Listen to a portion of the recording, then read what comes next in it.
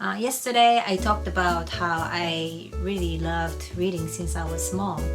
And that is true. Like since I was really small, I enjoy reading nonfiction books. And it's so weird, I wasn't really into stories except for Never Ending Story, I think.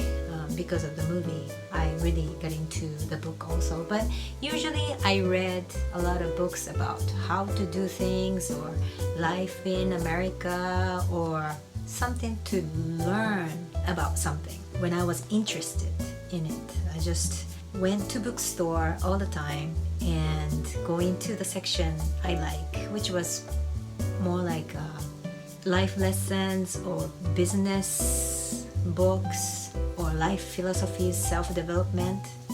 Since I was small, like middle school or high school, I always liked that kind of books. It's so weird, but I was reading business books when I was middle school, high school. But now I am really happy because through leadership training programs or coaching programs, all this information that I got since I was young is very useful now. And I am sharing my experience, and whatever the program teaches, comes from my own knowledge and my experience too. So it's so interesting how life tells you. Back then you weren't sure why you're doing this, but later on you know why you needed to or you wanted to do it. But anyway, so I really liked non-fictional books and I still love these books. So at least I read 2 or 3 books a month. And so I want to share how to do that. And first of all, the most important thing about reading books is, number 1, you don't have to read the whole book. That's the most important thing, I think. So when I like a book, I usually don't read from the very beginning to the very end. And what I do at the beginning is, of course, I get attracted to titles, so I look at the title.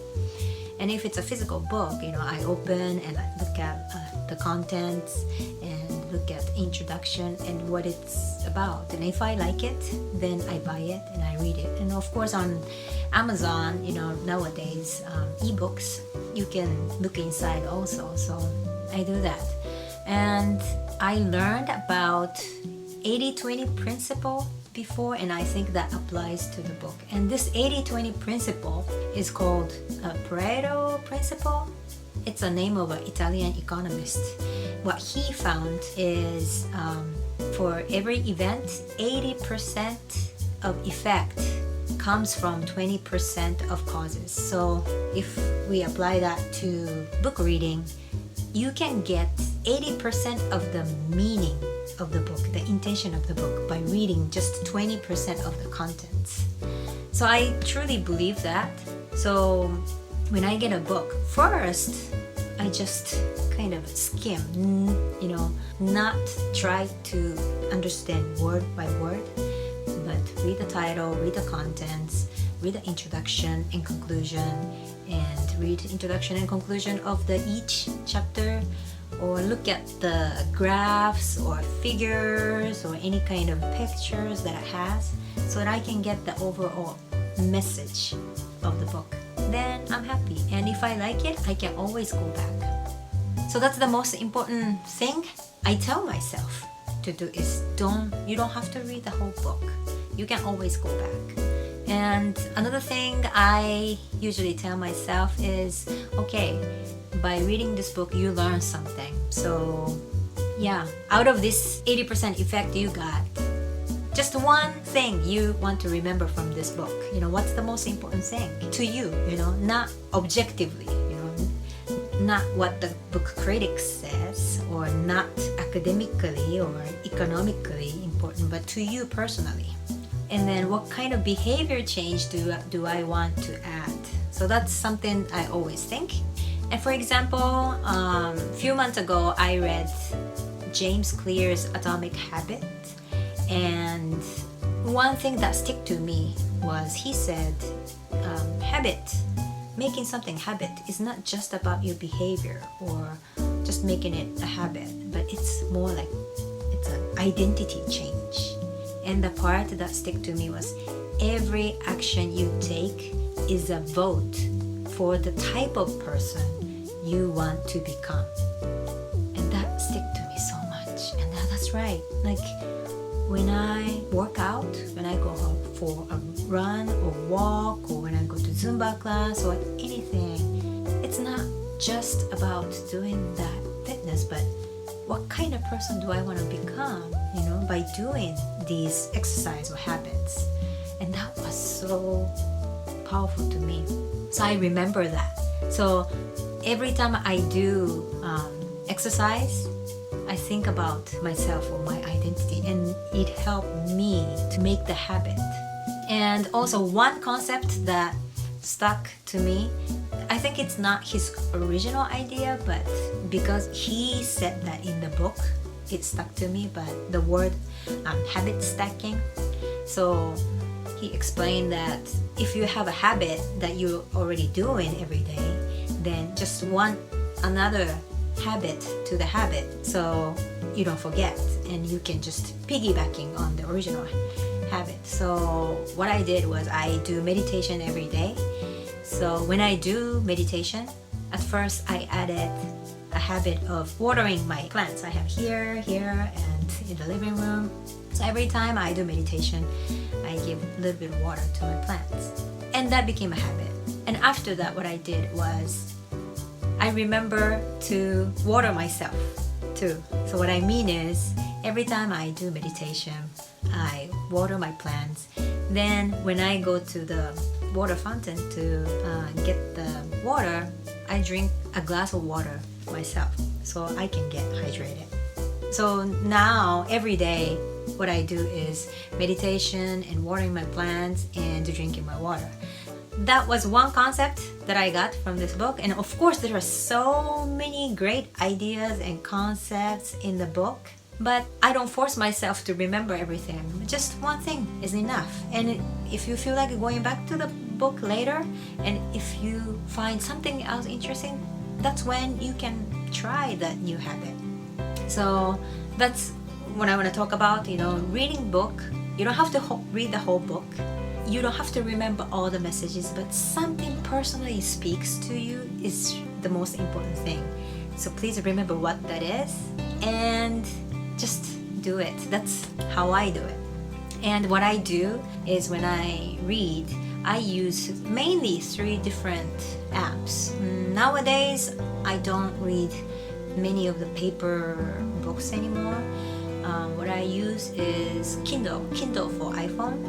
So I read ebooks on my iPhone, and my eyes are getting older, so it's becoming harder and harder to read small fonts. But I like Kindle because I can search for words, because sometimes where did I find that concept, or when I wanted to quote something, I can look, search, and go back to the concept or words that I was looking for.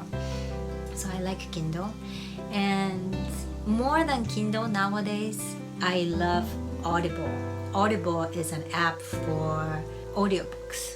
And some people say, yeah, audiobooks are really boring and make me sleepy, and I cannot concentrate, so I don't remember. But I apply the same thing to Audible too. I don't have to listen and remember everything. I use it when I go for running or walking, because running and walking is already meditative. But when I listen to these books, it gives me a lot of ideas.